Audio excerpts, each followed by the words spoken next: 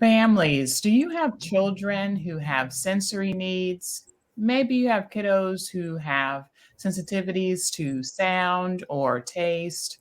We are going to talk about sensory sensitivities today in another episode of Thriving Special Families. I'm your host, Crystal Sanford. I'm so happy to be here with my special guest, Amanda Lee. Hi, Amanda. Hello, everyone. So glad to have you here today. Thanks for being here. You're very welcome. It's a pleasure. We serve a Awesome. lot of similar communities. Yeah, definitely. Always looking to bring more resources and share with families. So, Exactly. yeah, looking forward to a great episode. Parents, if you're engaging with us in the podcast, then welcome again to Thriving Special Families. This is your show for insight, humor, and hope along your parenting journey. If you're watching live, then welcome as well. Feel free to add your questions or comments to the comment section. We'll do our best to answer those along the way today. And then lastly, always know that the information that is shared is for your informational purposes only. If you're in need of medical or legal advice, please do contact a professional in that area. So let's dive in. Again, our topic today is sensory sensitivities. And we have Amanda Lee. Amanda is the Center Director at Brain Balance San Diego. Her background is in education, STEM, and wildlife conservation. Amanda's aim daily is to inspire and be inspired, coaching students and parents to actualize their full potential. As a lifetime learner, she has a sponge for knowledge and active in promoting equity and access to a quality education. Amanda's previous workshop topics have been on dyslexia, defiance, distance learning, executive functioning, early childhood development, and outdoor learning, and more. So I'm just really happy to hear from Amanda as we dive into our topic of sensory sensitivities. But as we get started, Amanda, I love the value of story. I feel like everyone has a story to share. I'd love to hear a little bit more about your story and what led you to support kids in this way. Thank you for that invitation. My background fully and truly in passion is in education. I think the more we know, the more we can really be a productive part of our community. And then in terms of parents joining us today, the more knowledge you acquire, as you mentioned earlier, just being a resource, right? That's first and foremost, my biggest goal is to be a resource to parents and to our community, because again, the more you know, the more you can do to make good decisions, quality decisions for your family. And today with the sensory topic, it is a big topic because we all have some sensory needs and sensory challenges, especially the populations that we both serve. And a lot of parents just don't really know what is happening. So I'm glad that we are able to spread the news a little bit today and just give everyone a taste of what it means to have sensory sensitivities. Yeah, definitely. And you know what? Just for the sake of us all being on the same page, kind of help us have a working definition of sensory sensitivities. What does that mean? Sure. Generally speaking, it's when you have difficulty organizing or responding to the information around you using your senses. And I want to talk about what that means as well, because we tend to think of our five senses, our taste, our smell, hearing, right? But there are other senses too that I want to talk about later on. But generally speaking, these sensory processing disorder or sensory integration dysfunction is when it is on a diagnosable level. Basically, again, you're not responding and able to process the information around you appropriately. And the thing is, some people are oversensitive to their environment and the sensory inputs, or undersensitive, and oftentimes both, depending on what the sensitivity is, or the stimuli, is. Okay. And so, how would this kind of play out? I can just give an example in my own life. I am an advocate for families, of course, but then I also have a child on the autism spectrum myself, and I've worked with kids as speech pathologists. So I've met a lot of kiddos who have some sensory differences, some sensory needs. Mhm. But I think about my own daughter. She's just felt so fascinating. We talked about in another episode recently that she has trouble with certain sounds. Yeah. And so for her, sensory sensitivity is going to play out just as an example in that sound area where certain types of sounds bother her, but yet she really appreciates music and she can listen to music really loud. So that's just an example. But how do you see sensory sensitivities playing out for kiddos? In so many ways. And speaking of your daughter, it potentially, people don't realize different types of sounds and different types of music stimulate different parts of the brain. So as part of our brain balance program, we have a multi-sensory approach to really bring balance to all those different connections and disconnections that are causing oftentimes the root cause of a lot of these sensitivities. And so for a lot of our kiddos, when they come in for an assessment, some of the challenges that oftentimes are described are the sensitivity to the noises. That's one of the more stereotypical flags, if you will. But not everyone is sensitive to sound. But lights and blinking lights, especially with the holidays coming up, if everything's too bright, that tends to be a pretty typical challenge. That is the sensory avoidance, or the hypersensitivity to the lights and the sounds and maybe the crowds. You talked about taste earlier. When they're extremely picky eaters, beyond the normal picky, just trying to figure out what they like, that is a hypersensitivity. Poor balance is something people don't think about. Poor balance tends to be a clue that they might be having a sensory challenge, or fearful of climbing or swinging or playing on the playground, when a typical kid would be willing to learn and test their limits, right? That's what childhood is all about. So those tend to be hypersensitive symptoms. However, for the kiddos who are hyposensitive and they're sensory seeking, we do see this quite a bit as well. So those who are not afraid of jumping off high areas, maybe they're climbing the bookcase. I hear that quite a bit. They're jumping all the time on the couch. They're thrill seekers, right? If they're constantly moving, fidgeting, perhaps they're clumsy or uncoordinated. Maybe they're too rough. A lot of times we'll see rough play, and they don't mean to be, but they don't have that body awareness that is so essential. And then again, you see both, right? Maybe you're hearing some of these symptoms and you're like, well, it's both. You're hearing a little bit of each area, and that's okay too. That is pretty typical. And let me go back just a little bit. The senses that I was talking about and where some of this body awareness challenges is interoception. That's something a lot of people don't think about as a sense, but interoception is a lesser known sense. It helps you understand and feel what's going on in your body. So if you have a hard time toilet training or potty training, right? A lot of times if you are past what you expect to be developmentally appropriate, I tend to ask a lot of other questions to see, is there more going on in the brain that is preventing that connection from your bladder and other senses in your body to help trigger you to wake up, right? Or to go in the moment during the day as well. So again, interoception is the sense of what's going on in your body, but also there's proprioception or spatial awareness. And it's related back to your vestibular sense, your vestibular system, this internal system that helps you relate to the world around you. So if all those typical five senses, the interoception and your proprioception is off in some way, and there's some kind of disconnection going on in your brain that's not allowing the communication to happen appropriately, that's when you might see some of that hypersensitivity or hyposensitivity, or both. Wow, that's great. It's a wonderful explanation. And parents, if you're just joining us, welcome again. Our topic today is sensory sensitivities. And if you're joining us live, feel free to add your questions again to the comment section, and we'll do our best to answer those along the way. And then always know that our show is sponsored by Sanford Autism Consulting, offering you advocacy to help your child access the education they deserve. If you need IEP help or resources, check out sdautismhelp.com/resources. So again, Amanda, this has been really great in helping us to understand maybe not just some of the surface level, but maybe some of the deeper issues that our kiddos may be experiencing.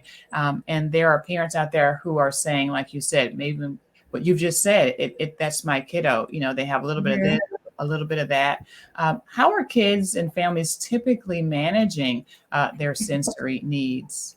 Great question. It really varies. As I mentioned in the beginning, some families don't realize that they have a sensory processing challenge. I just enrolled a kiddo who has a lot of different types of challenges, but one of the main things that I was able to uncover was this sensory sensitivity, and hyposensitivity. And this parent who's really done, it seems like it all for their little 5-year-old, had no idea what I was talking about. And this was just on Friday. Yeah. And they were shocked. And I sent them some resources and they're like, yes, this sounds like my child. I'm like, yeah.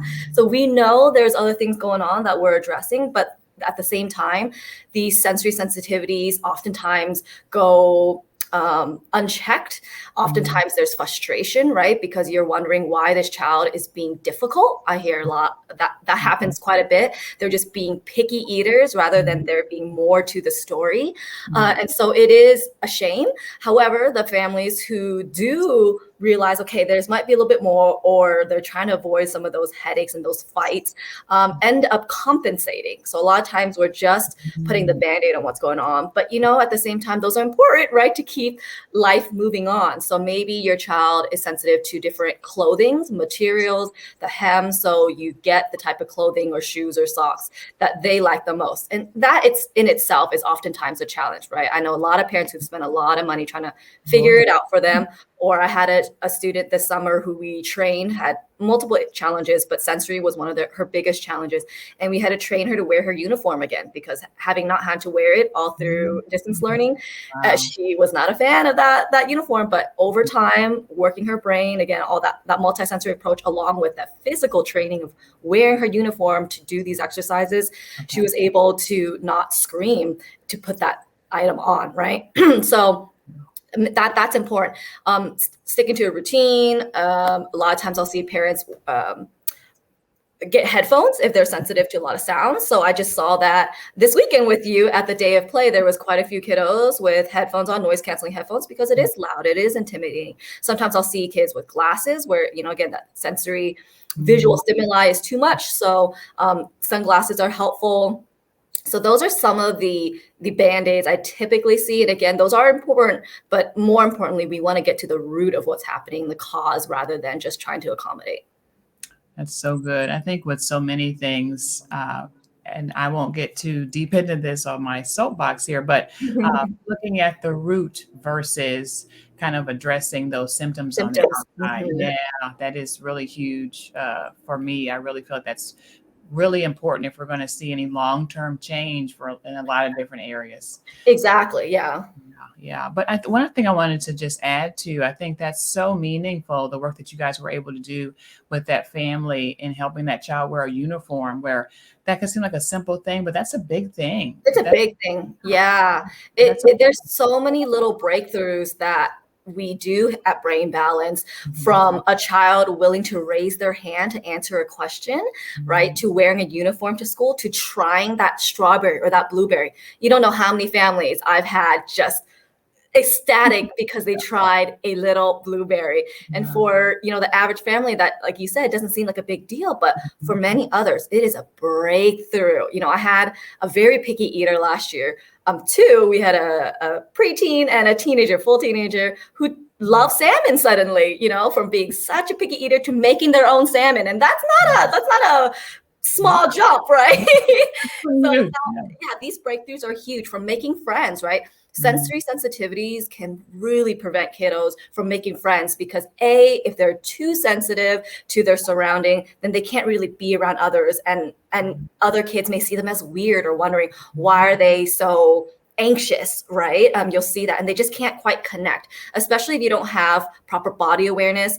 How do you expect them to empathize and connect to others if they can't really connect to themselves, right? So social components really can affect a child as well, along with all these other physical sensory challenges that they're experiencing minute by minute, right? So having our students suddenly have friends at school, having play dates, being invited to a birthday party for the first time, or having a parent not have to attend a field trip with them for the first time to ensure that everything's okay. We've had so many of these breakthroughs in the last couple of years, and all of it is, again, trying to understand what's happening at the root cause and addressing it there, right? And as a team, right? This is not something you have to do alone. That's really great. I know parents who are out there, you may be thinking, wow, this kind of sounds like my kid, but I wouldn't even know where to begin. So you've been kind of speaking to that. What are the challenges that might come up that would make a parent say, wow, this is a thing and we need to do something about it? Could this play out, especially like in school? I advocate Yeah. with families in their IEPs, and so sometimes there are needs that are popping up that just are unmet needs. So how could these sensory needs be impacting a child, to a degree that a parent should probably pursue some support? Yeah, this is a question that oftentimes get asked quite a bit by my families who call and inquire, whether it's an issue with focus or sensory or social or academics even, right? Whatever they're inquiring about, my first question is understanding, is it a pattern of concern, right? If it's just a one-time thing, if they're only sensitive sometimes and you don't see a pattern of behavior that's affecting their functioning, affecting their learning, affecting their social and family dynamics, then it's something you can call and ask about, of course, and I can kind of give you some guidance and seeing what more is going on. But when you do see it as a pattern that affects learning and everything else around them, and led you to come to this podcast today, then what's important is really documenting, I would say, documenting what exactly you're seeing, how it's affecting your child. In general, that's really great anyways when you're trying to get services for your child, right? As Sanford Autism supports parents do. So document what's going on, record the patterns that you're seeing at school and at home and in the community, because generally speaking, it's not an isolated instance, right? It's not an isolated environment. And if it is, that's good to know too, right? What exactly is triggering your child in these different environments? And then again, how is it affecting them? Once you're able to understand that full picture, then we can, as a team, help support them in the classroom or at home, right? And whatever services they may need and or accommodations they need. But again, in the end, we still need to get to the root issue. Yeah, that's really good. So parents, if you are noticing some consistent patterns, we've talked about kiddos having some maybe hypersensitivities or hyposensitivities to, not just sound or taste or smell, but even, like you said, proprioceptive could even be a space. So just some takeaways, parents. I'm wanting to help you guys gather these. If you're seeing your child struggle in some of these areas, you're seeing some consistent patterns in these areas, it may be a space for you to investigate further around your child's sensory sensitivities. Now, Amanda, I always like to have my parents leave with some practical tips. I want them to be able to leave this show and know, okay, here's 2 things I can do right now, maybe while I'm waiting to talk to Amanda or while I'm doing my, documentation. So what are 2 things parents can do to help their kiddo who has some sensory sensitivities?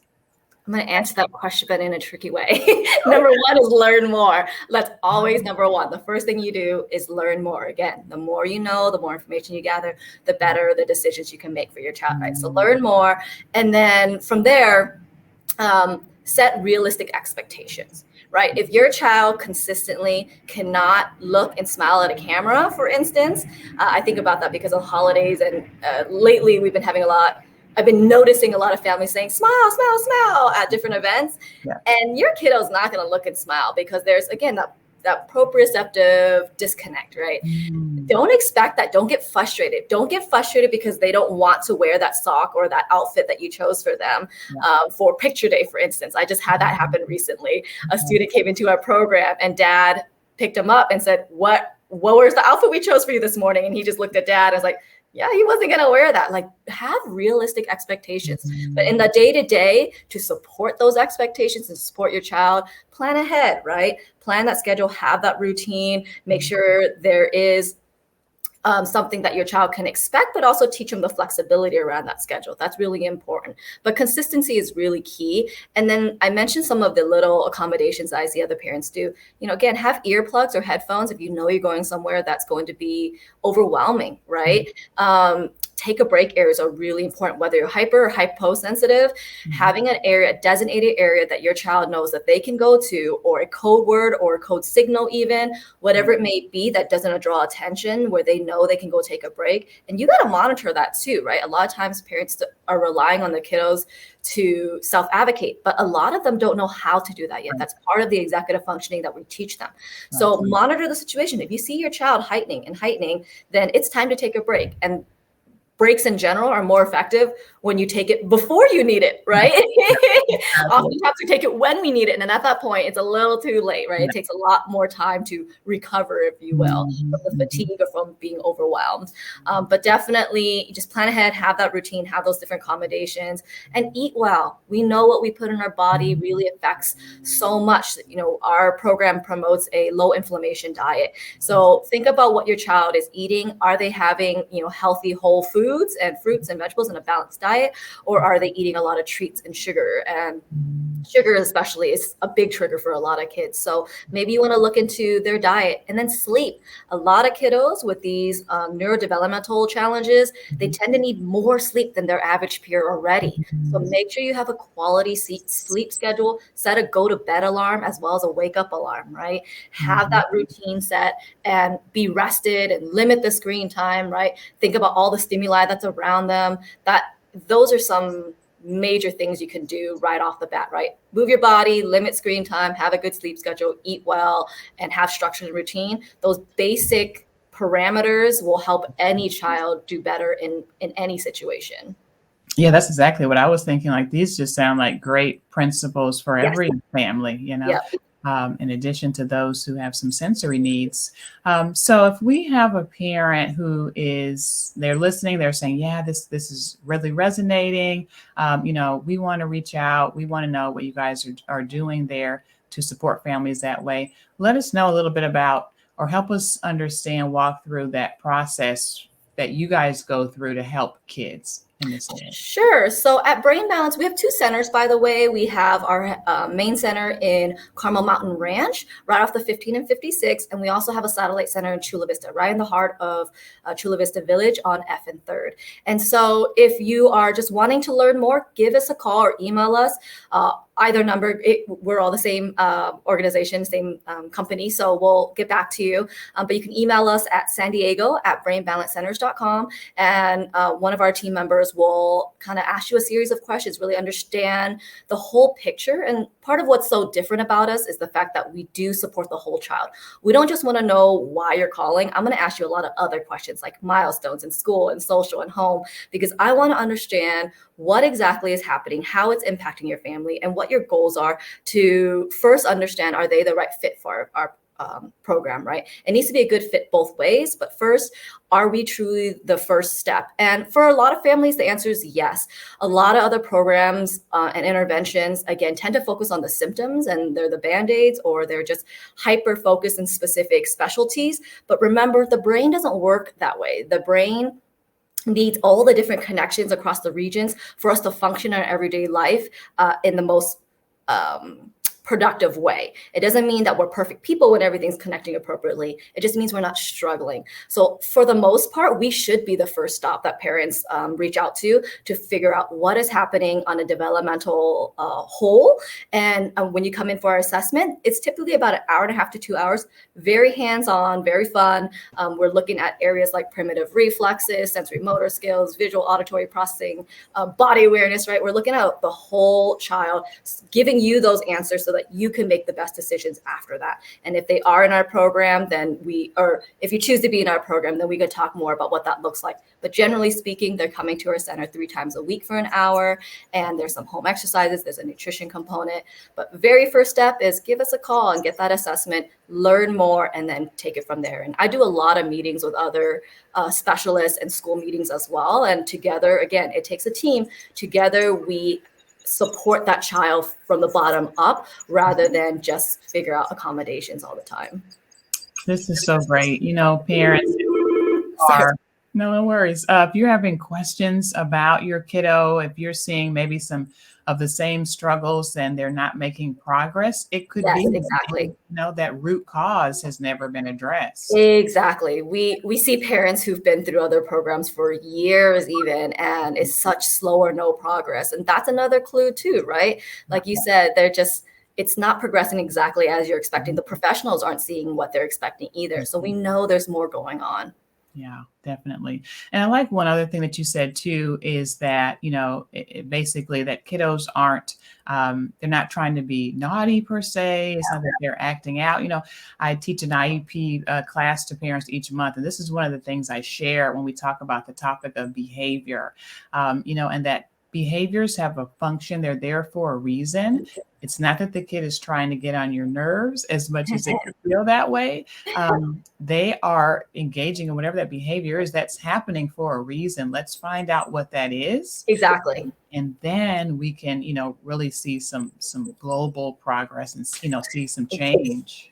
Yeah, we say the same thing, getting down to the root of it again. Why are they acting out? Why are they frustrated? Why are they screaming? Why are they having a meltdown? Why are these meltdowns lasting the entire day or whatever it may be, right? Yeah. There's so much more to the story once we start digging a little bit deeper, but so many others don't or can't like we do. So definitely reach out if you want to learn a little bit more. BrainBalanceSanDiego.com or BrainBalanceChulaVista.com.